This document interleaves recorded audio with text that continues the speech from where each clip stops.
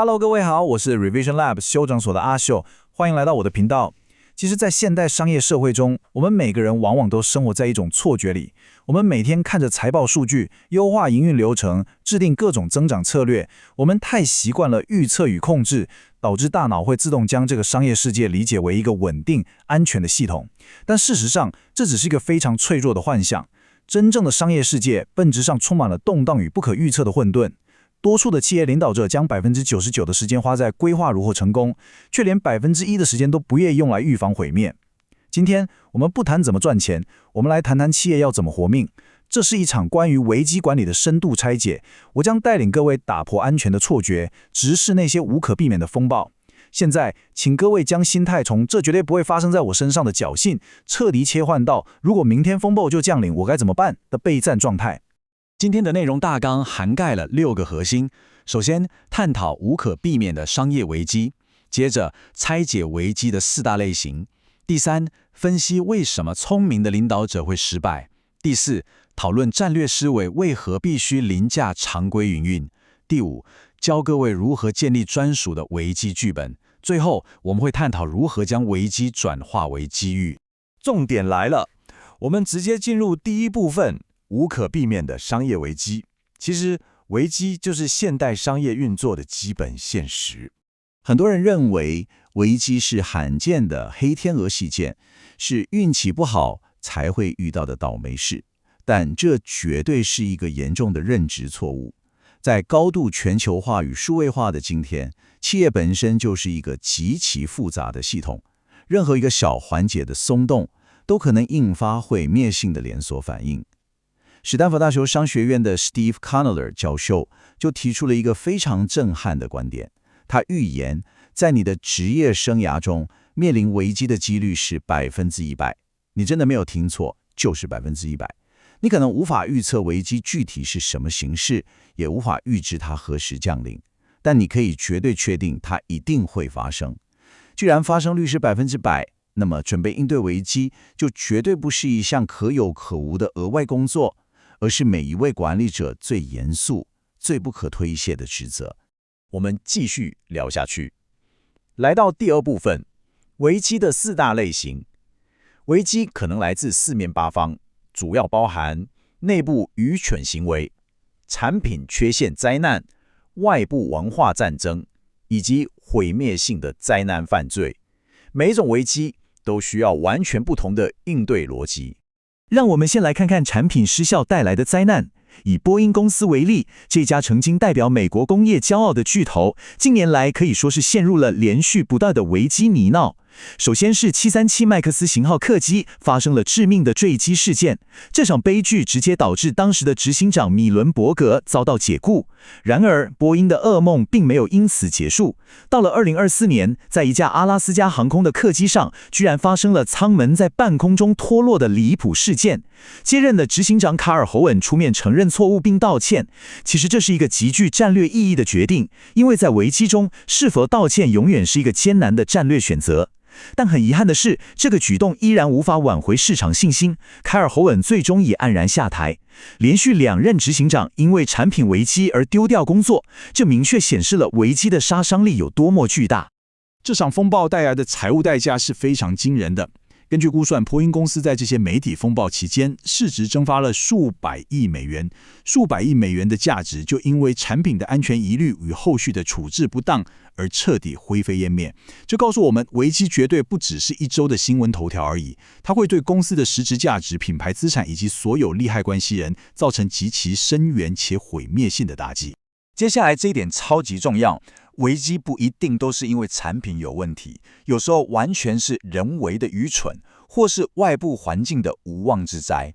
我們對比2個經典案例，第一是天文學家軟體公司，這是一家內部行為失當引發危機的例子。他們的執行長與人資長在參加酷玩樂團演唱會時，被大熒幕的接吻鏡頭拍到了不當行為。這個看似荒謬的個人插曲，直接導致2位最高階主管被解僱，公司聲譽也嚴重受損。第2個案例則是百維蛋筆，這家公司完全沒有產品品質問題，也沒有人受傷，他們只是為了一個行銷活動，聘請了一位跨性別的網紅作為代言人。結果，這個決策直接撞上了美國最激烈的文化政治衝突，引發了全國性的強烈抵制。這場外部掀起的文化戰爭，讓百威蛋啤在短短幾週內失去了佔據數十年的全美啤酒銷量冠軍寶座。這說明了一件事：即使你沒有做錯任何本業上的事，外部世界依然能將你捲入致命的風暴。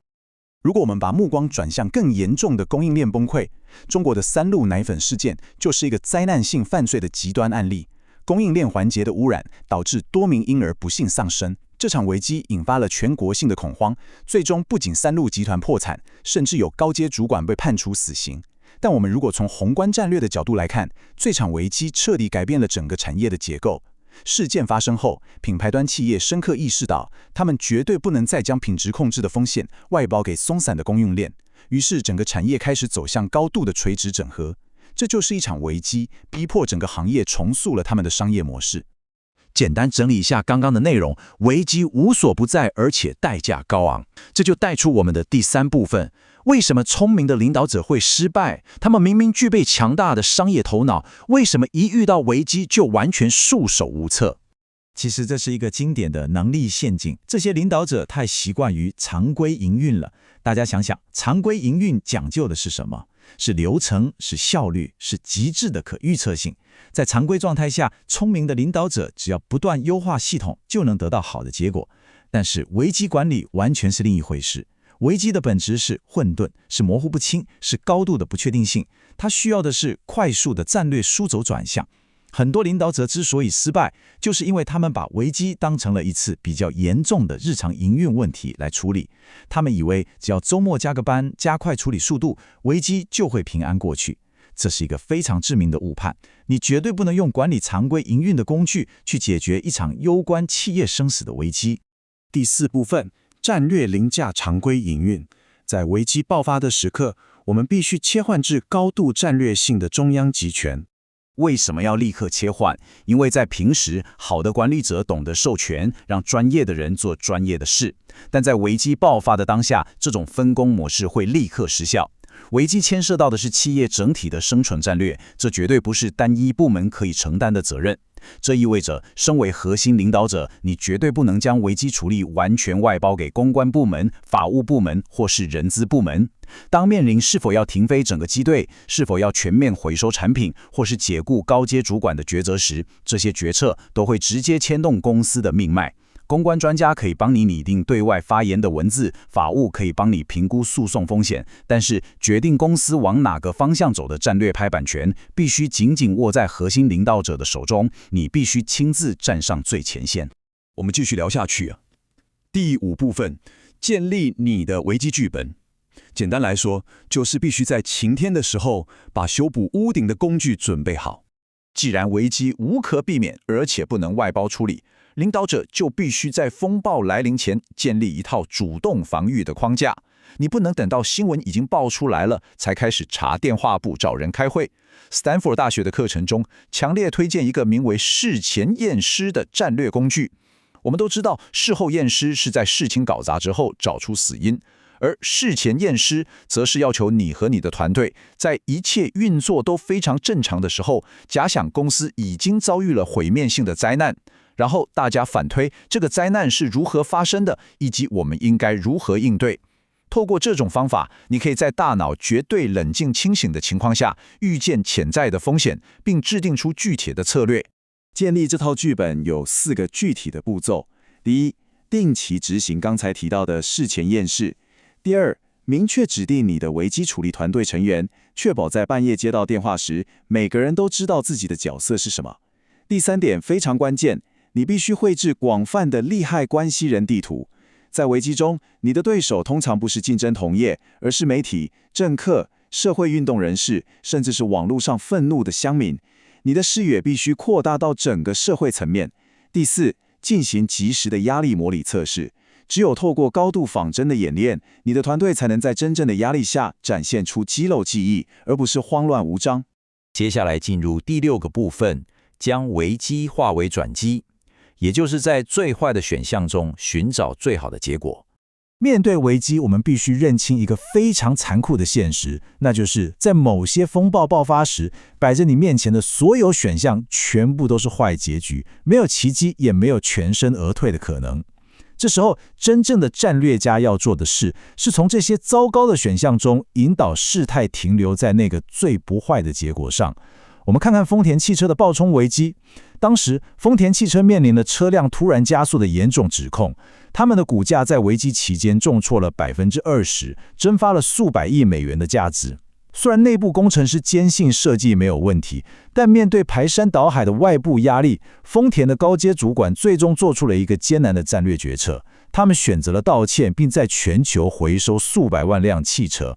對高層來說，承受內部的反彈與巨額的財務損失，是為了挽回品牌在外部消費者心中的信任底線。